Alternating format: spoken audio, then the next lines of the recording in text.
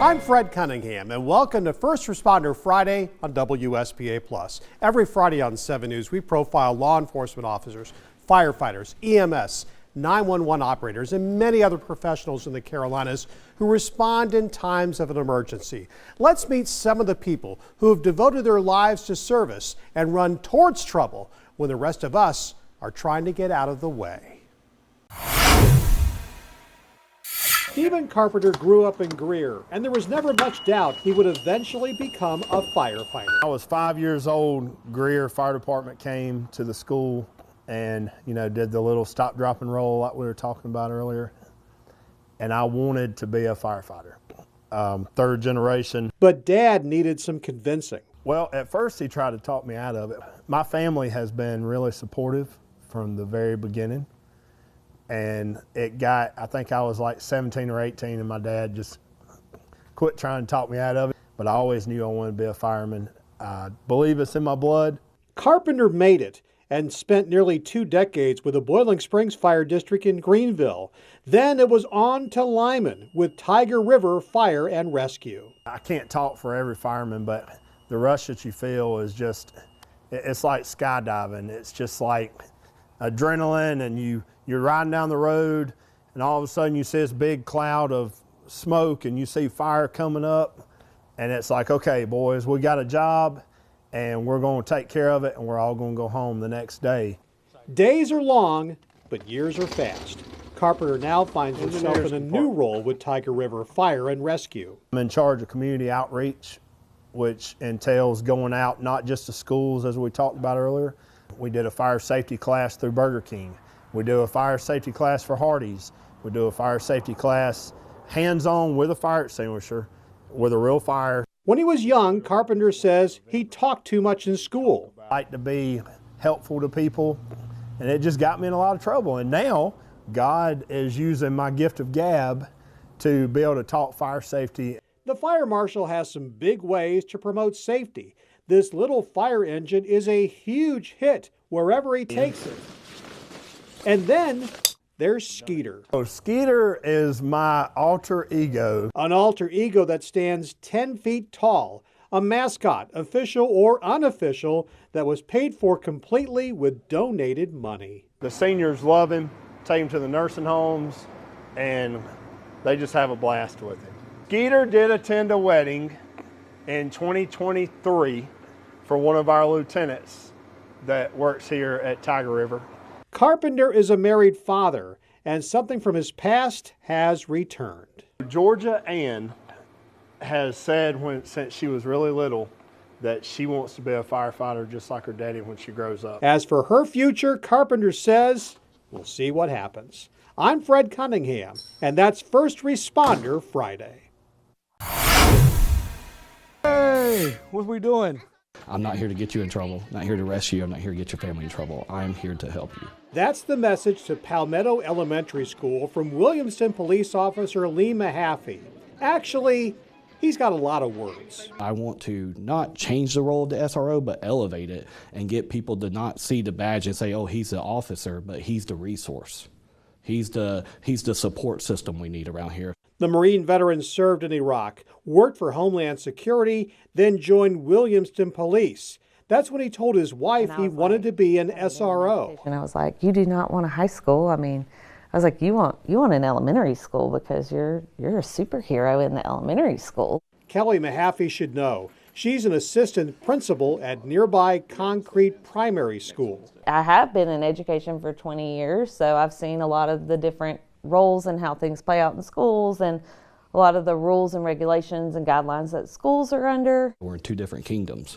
And so I think I have a cheat sheet. If people think that I am successful at my job, it's because of the people I surround myself with, and especially her. Mahaffey puts the resource into SRO. He's part of the school's Mustang Men. Does life ever get easy? No, it don't. It's a mentoring program for boys at Palmetto Elementary. Life gets harder. Life gets harder, right? Yes, sir! We give them a challenge each week. Like this week, we want you to say good morning to a teacher. And that sounds very simple to us, but think to kids that being social is not a thing anymore. So this is our box that we collect from. Mahaffey also has Palmetto Elementary working with Serve and Connect. We have mac and cheese, and then we get some rice. And the South Carolina nonprofit works to bring police and communities together. for somebody who's exhausted all their options or who is just struggling right now, that box is a chance of hope. That box is just a relief of pressure, and that box can just be the answer to a prayer. Of course, there's still job one for any SRO. When people ask us about kids, I'm like, I've got 600 kids. And I will do anything to, my job is simple here. At the end of the day, my job is to make sure they don't get hurt. And if somebody does come to hurt them, either stop them or take the bullets until they can get away. And it's clear as day to that. I'm Fred Cunningham, and that's First Responder Friday. There's no better tour guide for the Southside Fire Department in Union than Roger Bailey. It was his idea to start it back in 1969. The first truck we bought was complete with brooms, mops, and everything, and it was $25,000. Our last truck, which is a service truck that we just purchased 2 years ago, it was $500,000. And Bailey's influence is on that big money truck. I had an old mess sergeant in the Army National Guard, and he always said that if you could give a man something cool to drink in the summertime and something warm to drink in the wintertime, that he would outperform anything else you've ever seen, and it works. For more than half a century, Bailey wore both uniforms for this fire department, from his dress blues to his protective gear. He served as chief twice. The key to handling people is you treat them like you want to be treated, and it works. Bailey fought some big fires over the years. One destroyed the Union Mill. The other took down Union County Country Club. He also earned a few honors. Buford Brown passed away, and he was one of our founding members of our department. And he and I were on the original board of directors. And his family gives this out now to a firefighter in Union County once a year. And it's the one that really touches your heart. Bailey was also a member of the City of Union Fire Department for 27 years, spent decades in banking, and even joined the South Carolina National Guard. I figured I'd try it, and if I liked it, I'd stay. If I didn't, I could put up with anything for 6 years. And I ended up being there 27 years. This is our newest pumper, it's 1,200. But after 55 years of serving his community, it's time to retire. It's just like my banking career, it's just like my National Guard career. You reach that point. I really can't tell you exactly why. I'm not mad at anybody. I'm not happy with anybody. I mean, it just happens. Bailey exits with one request for you when it comes to our first responders. Just give them a pat on the back. It's just like when I was in the Guards and I went to Hurricane Hugo. I'd been in the military probably 20 years and nobody had ever thanked us for anything. And you don't realize how much it means to a person that is doing their job and people thank them. Thank you, Roger. And that's First Responder Friday. As you can see, these stories are just a way for us to say thank you to the men and women who are our local first responders. We're going to take a quick break. When we return, more of the people and stories that make up First Responder Friday. Welcome back to 7 News First Responder Friday, right here on WSPA+. We'll continue now with the stories of our brave local first responders and how they serve our communities. Take a look. Greenwood 911, what's the address of the emergency? 911 dispatchers are the first responders. The call comes to them before police, firefighters, EMS, or others are sent to you. We're not here for anything else other than to help them and get them the help they need quickly and efficiently. And it's a lot of calls. More than 103,000 last year. That's an average of 11 calls every hour. And some of them busy because they do fire, EMS, Greenwood City, Greenwood Sheriff's Office, and also Ware Shoals City and 96 City that they're dispatching for. This job is demanding. Telecommunicators work 12-hour shifts, and there are few easy calls. Important to stay calm, they're up here, you stay down here and keep repetitive, ma'am, ma'am, ma'am, until they finally come down to where you are. It takes somebody that can stay calm in time of crisis. It takes somebody with some thick skin, some quick skills. You got to be quick on your feet.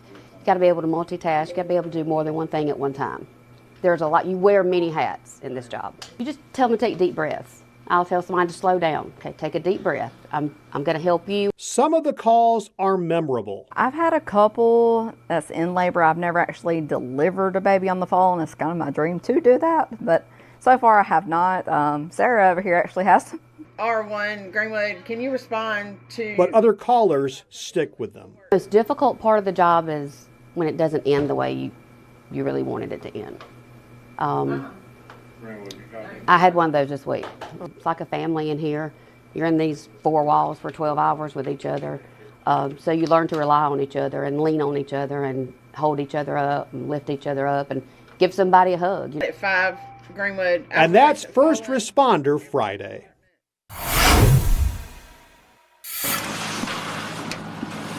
I think they struggle somewhat. They try to make us an action-adventure show. We're really not. It's a 24-hour sitcom with a little bit of action-adventure mixed in. But for this fire chief, there's an exception. If you roll back the clock, back to the original Emergency Rescue Squad 51, that one is probably as close as you're going to get. Then there's Blue Bloods, which just wrapped up its 14th and final season. There's more paperwork. You get a lot of action from the detectives, kicking in doors and running around, which you have some of that. There's definitely highlights, but a lot of it is paperwork. We're not running around as much as Danny is on Blue Bloods. But I go back so many years to this earth-shattering TV show that was in the early 80s, which was Hill Street Blues, when I first became a police officer. And it was the most edgy, dynamic, realistic TV show, and all of us young police officers, in many ways, identified. Now back to firefighting. It's not realistic at all, yeah. It's just a joke compared to the real thing. Typically in a fire, you can't see anything. So when the cameras are inside a fire and they're talking back and forth and see clear as day, yeah, it's just not realistic. The ones that are probably, to me, that was most realistic was Rescue Me, and not because the calls were realistic, but the atmosphere around the station, how guys interacted with them, with each other, kind of sometimes not so safe for work type of language, but that kind of encompassed what it's like being in the firehouse. Dennis Leary, guy who was the director of the show, he did a good job at that, and he's very involved with the FDNY, and he knows what firefighting is really about. I always had a clip from the greatest police TV show ever. That's Andy Griffith. There's some reality about police work in Andy Griffith, the way you treat people. I know cops all over this country dig into their pockets and they feed a homeless person, or they'll get them a pair of shoes, or they'll do something for a kid at Christmas that no one ever knows about. And that's a reality from Andy Griffith. And that's First Responder Friday.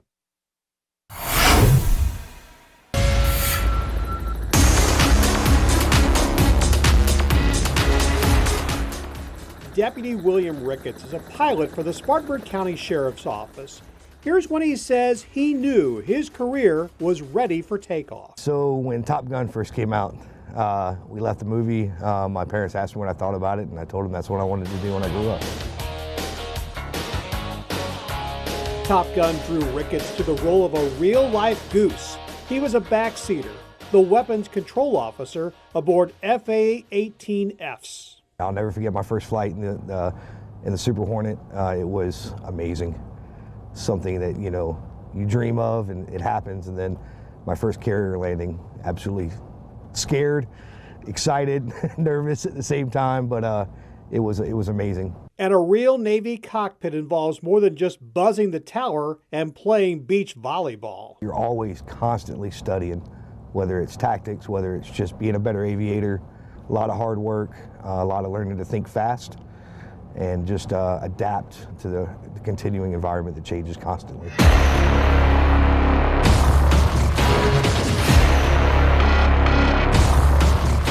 Then, after 11 years, he pulled another maneuver. Always wanted to be a fighter pilot. Ended up being a weapons systems officer in the back seat, you know, but I always wanted to be a police officer. Law enforcement took him to the skies over the Midlands, the Low Country, and now Spartanburg County. So we'll respond to calls for service if we're not up already doing a patrol flight. And any of the guys, the patrol officers, any of our divisions that are on the ground working things, we'll go over and assist them for suspects that might run, flee. If there are vehicle pursuits, we can follow and look for those people. Moving from Navy jets to Sheriff's Office helicopters, it's an entirely different kind of flying altogether. It's lower, it's a lot slower, but it's amazing. And that's First Responder Friday. We're going to take a short break from our stories of these amazing heroes. Stick around for more First Responder Friday right here on WSPA+. It's a privilege and an honor to get the opportunity to bring you these stories of our local heroes, those who choose to put their lives on the line or simply choose to be there for us when we need them most. Here are some more stories from our First Responder Fridays. Meet Penny. And this 7-month-old dog has an important job that she's training for right now. She's the department's first therapy canine. Her role will be to support the well-being and mental health of our firefighters and first responders. Lieutenant Jennifer Thaxton has been with CUFD for 6 years and is in charge of community risk reduction and outreach. She also oversees Penny to make sure she'll be ready when needed. So firefighters are really tough on the exterior, but still just like everyone else, where the calls and the situations do get to us. And so having a therapy dog in the station for them whenever they need that comfort is so beneficial to the well-being of the responders. Belly rubs. Almost time for belly rubs. Penny was donated to the department by W. Doodles in Liberty, and she was chosen for a very specific reason. One of the key things about Penny is she's a Bernedoodle. Her coat is very hypoallergenic, so that really makes it a lot easier for her to be around all kinds of people. Her temperament is just perfect for this kind of job. So she has been here every day since we got her. She's reported to work every day, hasn't had a sick day yet. And Vance Mahaffey's here from Benson Hyundai with a presentation. On behalf of Benson Hyundai and the entire Clemson community, we want to thank you and Penny for what you do every day, and we have a small token of our appreciation. Thank you. You're very welcome. So for Vance and everybody else, including Penny, that is First Responder Friday.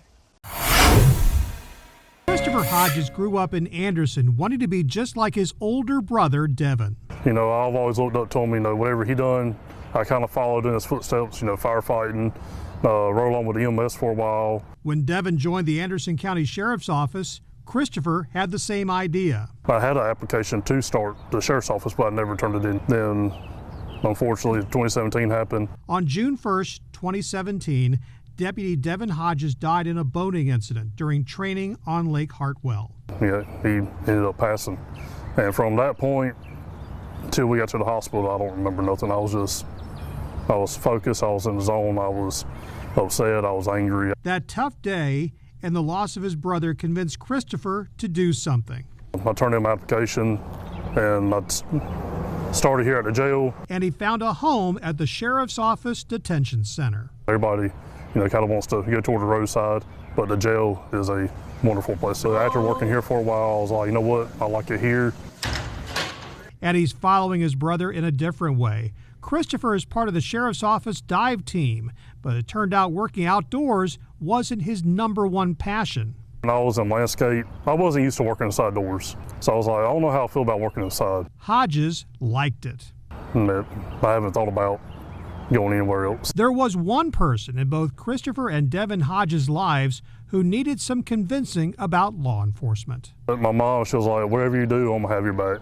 She always told she told that to my brother, because once my brother decided, like, hey, Mom, I'm going to the road, she was like, if I could, I'll stop you, but if you want to do it, and I'm going to have your back. I'm Fred Cunningham, and that's First Responder Friday.